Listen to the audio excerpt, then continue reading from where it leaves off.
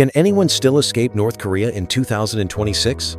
Here are the 9 remaining paths to freedom, each one a brush with death. Some risk death again and again and still don't make it. Others slip out as easily as breathing. Leaving this country isn't as simple as booking a flight. It's a high-stakes gamble, with 3 generations' fate hanging in the balance. North Korean law strictly prohibits unauthorized departure. Outside a tiny sliver of the elite, most people will live and die without ever laying eyes on a passport.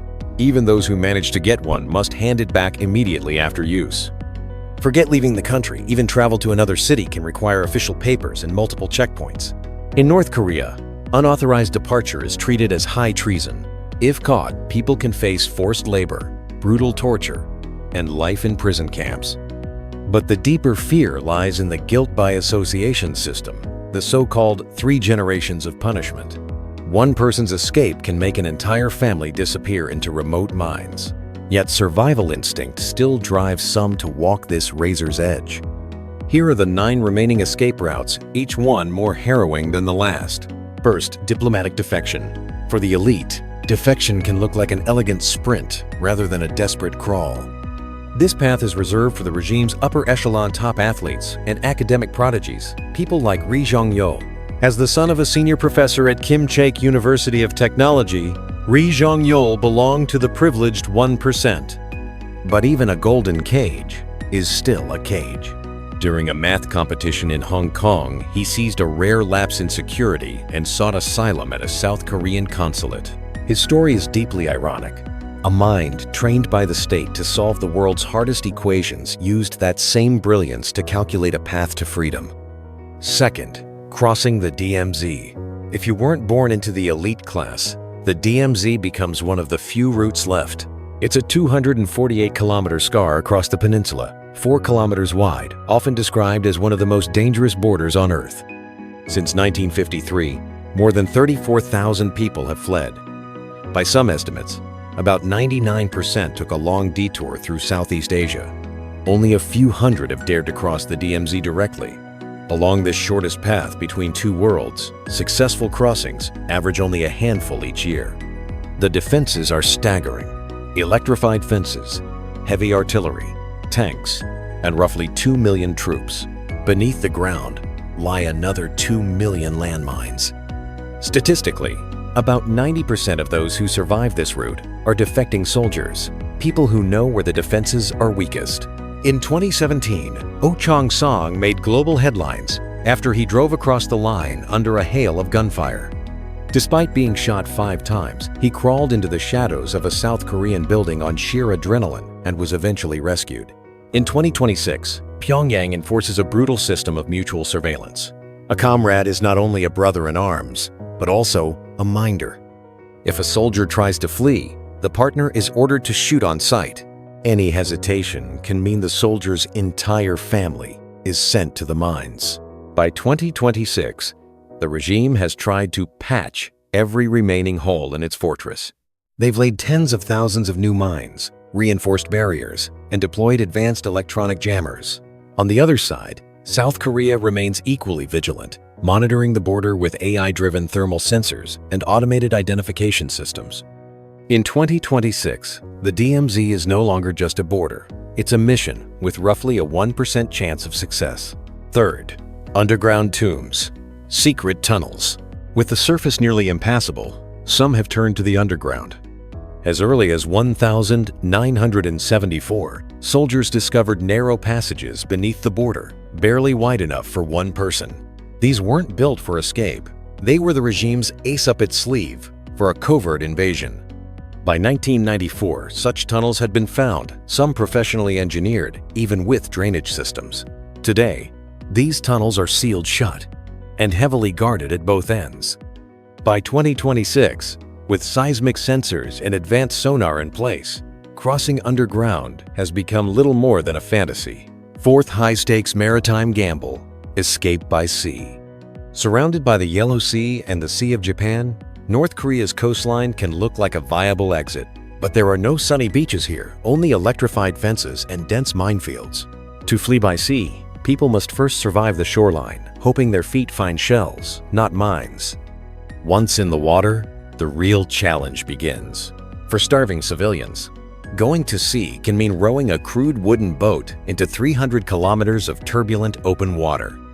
In 2026, Pyongyang moved to close the last loophole.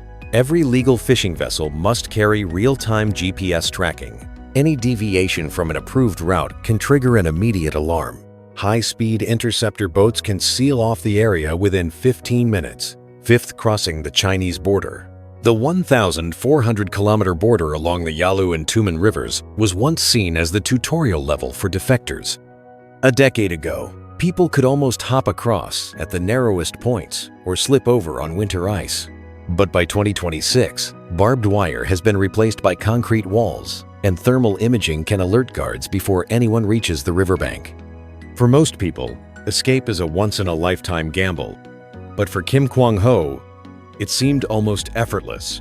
In 2009, he entered South Korea, received government support, and became a citizen. But in 2012, he slipped back into the north, and state media held him up as a patriotic model. In 2013, he crossed into China with his family and eventually made it to South Korea a second time. This time, Kim's luck ran out. South Korean authorities sentenced him to 3.5 years in prison under national security laws. Because he already held citizenship, he was able to continue living in South Korea after his release. Escape has become an industry. By 2026, broker fees to reach the South have reportedly risen to around $20,000. To put that in perspective, for an average worker, that kind of money can represent decades of income.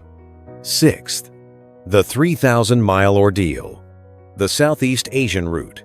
In reality, even after someone dodges snipers and mines and makes it across the Tumen River, the ordeal is only beginning. That's where the next route begins. They must cross much of China, move through mountains into Laos and Myanmar, and finally reach what many defectors see as a safe zone, Thailand. There, by turning themselves in to the police, they may be transferred onward to South Korea. This was once the most popular route, peaking in 2007 with more than 2,500 arrivals. But by 2026, pervasive facial recognition and digital checkpoints have driven successful arrivals down to fewer than 100 a year. Seventh, the Gobi Desert route. Some also try to seek asylum by crossing into Mongolia. To reach Mongolia, they must trek hundreds of kilometers across the Gobi Desert. Survival here is a roll of the dice. 40 degrees Celsius heat by day and sub-zero cold by night. No guides, no water. Today, the China-Mongolia border is armed to the teeth, bristling with surveillance radar, infrared sensors, and round-the-clock drone patrols. Equipped with high-magnification thermal cameras, these drones can make a human body stand out like a beacon among shifting dunes, where concealment is almost impossible. Eighth, the vanishing sanctuary, embassy districts. A final act of desperation is to try to reach foreign consulates in China, seeking refuge with countries like the UK, the US, or Canada. But international law and reality are two different worlds. In 2013, the UK rejected 30 of 40 asylum requests. Belgium, the Netherlands, and France were even tougher, denying nearly all of them. By 2026, embassy districts have been transformed into impenetrable fortresses.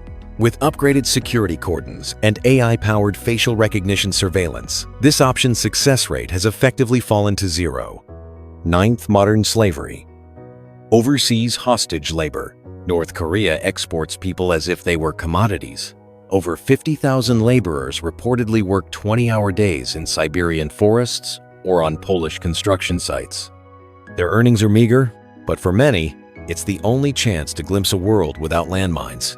However, they are kept in check by a mutual surveillance system. They work in groups of 3 to 5. If one person goes missing, the rest can be punished. The cruelest insurance policy? To be sent abroad, workers often have to leave a spouse and children behind in North Korea. Even in 2026, these 9 routes still exist. Every crossing is a soul wagering 3 generations' fate for a single breath of free air. This dash toward the light remains humanity's most desperate and most magnificent tribute to freedom. If you liked this video, don't forget to hit the like button and subscribe. See you next time.